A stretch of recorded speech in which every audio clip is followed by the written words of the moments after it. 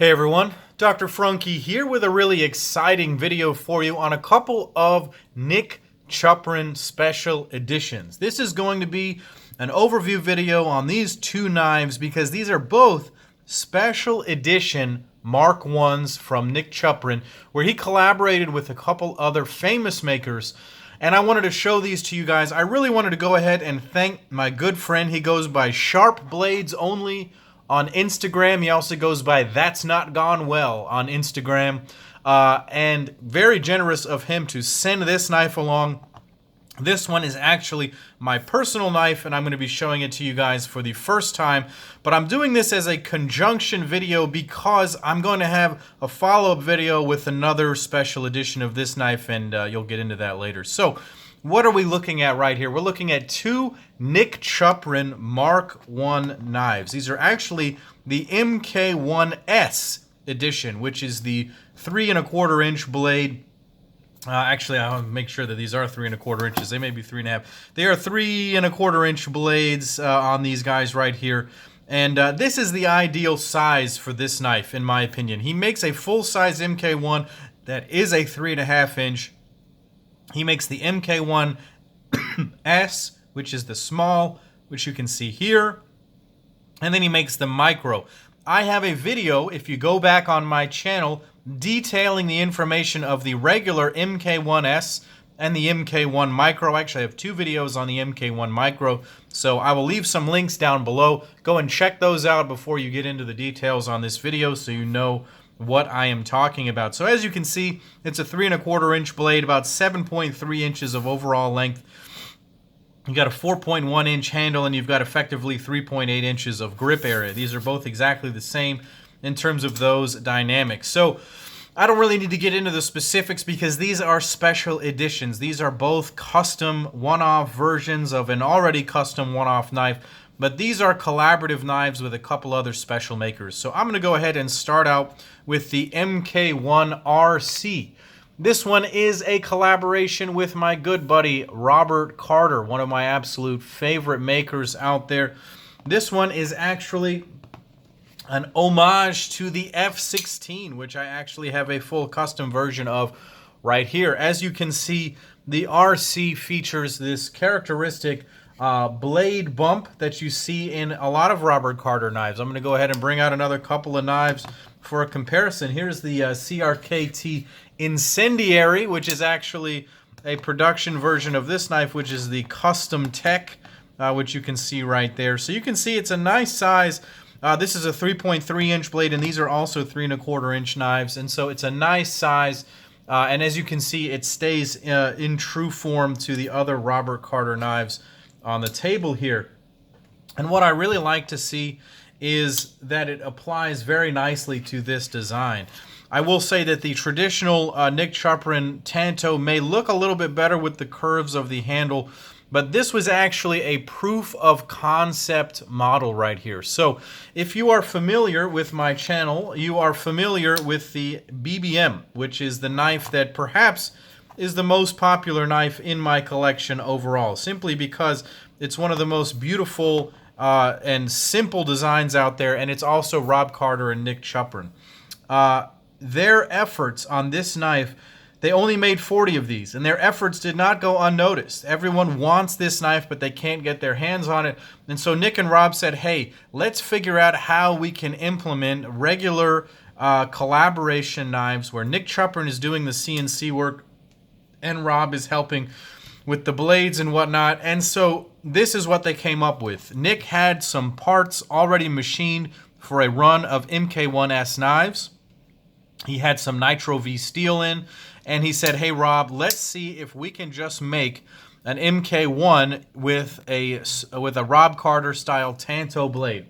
They announced this on their Facebook and their Instagram, and initially the blade design actually looked a lot more like this full custom version right here with an American style Tanto, very sharp tip.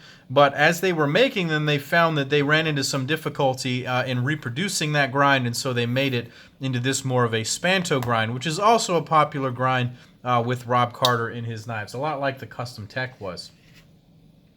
So let's go ahead and talk about this knife anatomically. Up front is a blade of Nitro V steel, as all of Nick Chuprin's knives have been for some time. Take a look at that beautiful hollow grind done right there. Flat ground out at the tip. Nice swedge. It's got the thumb hole right there. I love the Nick Chuprin logo. It's a very clean and classy logo. And I like how he integrated Rob Carter's initials in the RC. Looks like the Superman initial right there. I really love that. The blade is absolutely beautiful. Really, really nice blade right here. And it's quickly become one of my favorite EDC knives because the blade shape is great for EDC. It has a Tanto style tip. The Spanto tip and the secondary tip allow for a lot of different tips for cutting. The hollow grind is nice and thin, and so it slices really, really well. It's the perfect size, and I've really enjoyed using this blade shape. It makes me want to get a regular MK1-S as well. The hand rub satin, as you can see on the flats, was done by Rob and Nick. They spent a lot of time making this perfect. You should go and watch Terra Fanatic's video on this Brollaboration. I'm going to leave a link down below so you can check that out. A lot of time and effort went into this. This was sharpened with a wicked edge at the end of it. Rob did say that that was kind of annoying. He likes to sharpen his knives by hand, sometimes on a belt even. And the wicked edge was a bit of a change, but it did give it a nice mirror polished edge, and it came extremely sharp.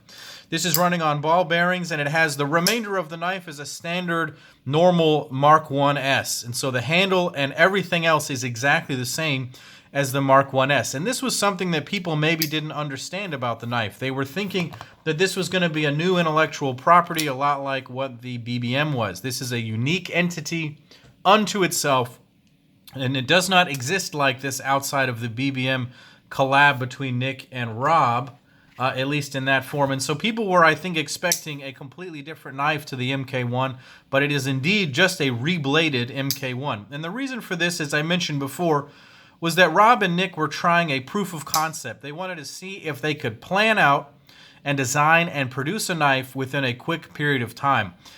They made a they're planning to do about 30 of these knives. They made about 10 or 15 of them in about a 2-week period where they basically didn't sleep and they just worked their asses off. And so I think that it's exciting to see them collaborate again. This is a brilliant, brilliant knife. I'm going to save some of the details because this is actually not my custom order. I was able to get into the custom orders, but I bought this one on the secondary market because I wanted to check it out. And I am deeply impressed. The action, as you can see, is snappy. It's fast. It's smooth. And the knife is absolutely beautiful. I love the integration of the pocket clip, the 3D milled pocket clip, and the way that it goes in there. This is a standard MK1S. The back spacer is so nice. I love the MK1S. As a matter of fact, I had an order in with Nick from the blade show for an MK1S, and when they announced that they were doing this with this blade shape, I said, let me hop on that. You know I love me some Rob Carter. So this knife is really beautiful. I wanted to give you guys a quick overview on a YouTube video. I will do more of an in-depth video when my custom version comes in. It's going to be one of the last ones produced. This was one of the very first ones produced. Mine will be one of the last ones because it'll be a very special edition. So I'm going to go ahead and bring this version back out here. This is a very special version that was made with John Gray.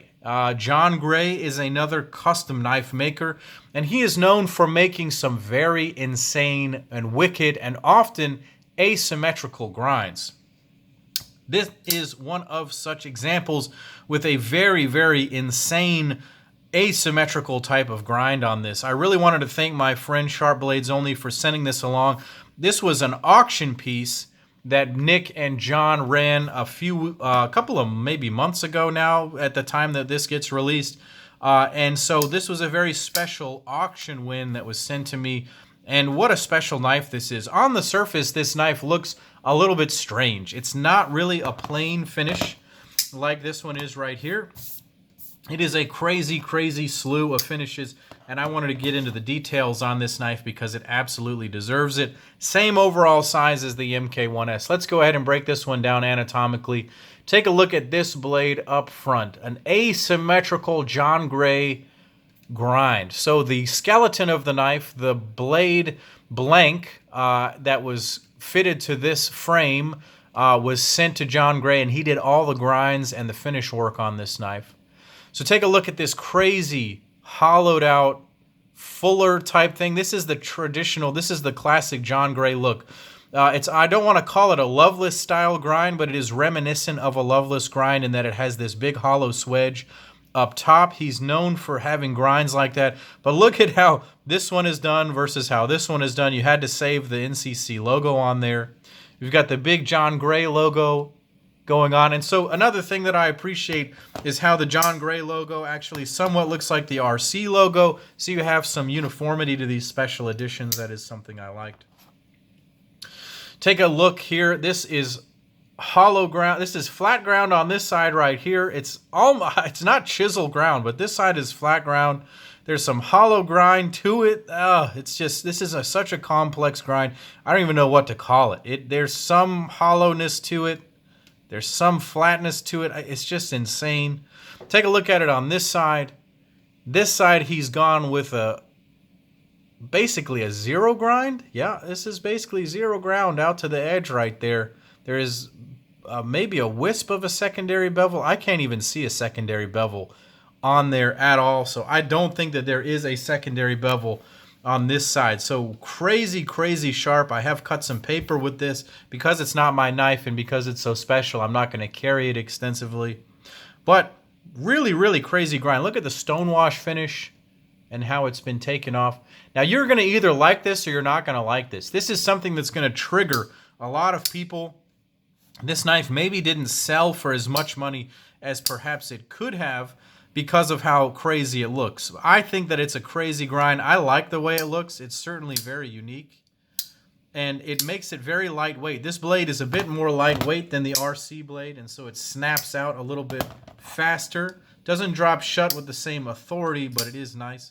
It's got that nice thumb rest right there. John Gray took away the harpoon and made it more of a Tanto style. Very, very nice. Beautiful. This thing is also running on the same pivot system as the other ones. The detent on this one is very crispy.